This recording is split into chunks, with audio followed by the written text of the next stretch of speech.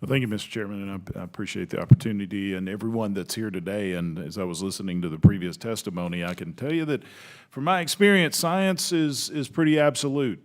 The problem is it's our interpretation of that science to meet political ends, which has been happening since the dawn of man, and I believe it's going to happen.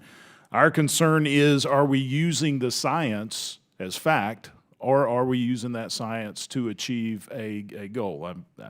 As someone who grew up during the Apollo space race, I remember many scientists saying it was impossible with the data that we have to get to the moon.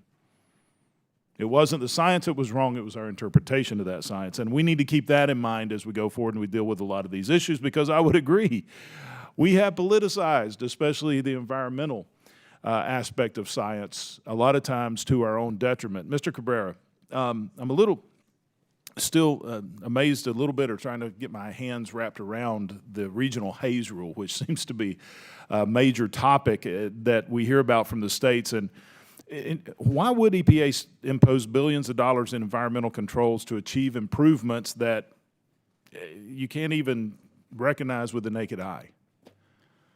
Mr. Chair, members of the committee, many would speculate that regional haze, along with clean power, along with several other rules, were a bureaucratic approach to deal with climate change.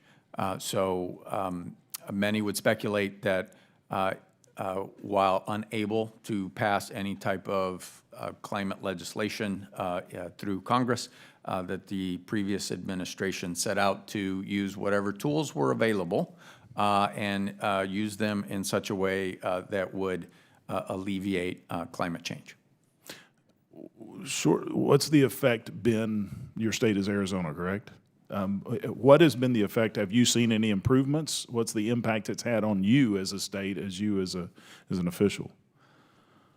Mr. Chairman, members of the committee, after 20 years, 2 commission reports, 4 lawsuits, 2 state plans, a federal plan, and an estimated cost of $500 million, we will not see a perceivable improvement in visibility in the Grand Canyon State. $500 million, that's state funds?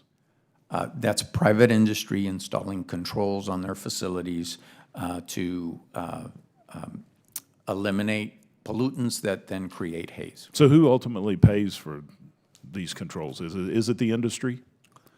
Mr. Chair, members of the committees, it's likely going to be rate payers. Okay.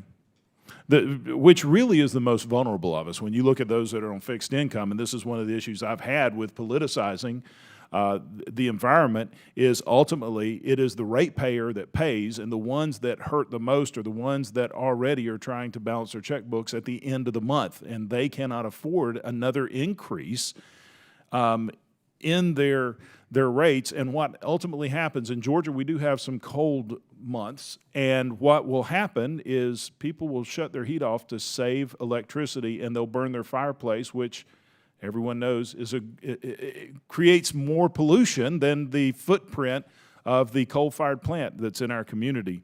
Dealing with ozone, now I kind of segued into ozone. I understand there are exceptional events that the EPA considers with states. Can you explain briefly the exceptional events, and what is how would you rate EPA's ability to identify exceptional events? EPA has done some work associated with the exceptional events for dust, and that work is solid. In fact, the state of Arizona was a leader in that arena. For ozone, the problem is much more difficult. You are now dealing with some very complex photochemical models, and EPA has not established clear guidelines on how exceptional events for ozone would be demonstrated. An exceptional event, by definition, is something that is not created by industry or the lack of controls. It is created by something that is exceptional in nature. A volcano, or in case of Arizona, a dust storm? An ozone inversion due to weather conditions, yes. So if the EPA doesn't record, do they do a good job of recording the events, or do they not record them? And what's the effect it has on your state?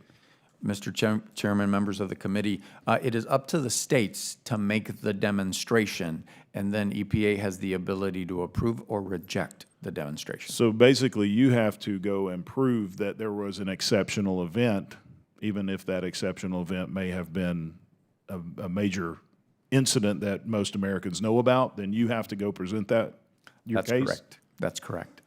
All right. The gentleman's time has expired. Thank you, Mr. Chairman. Thank you.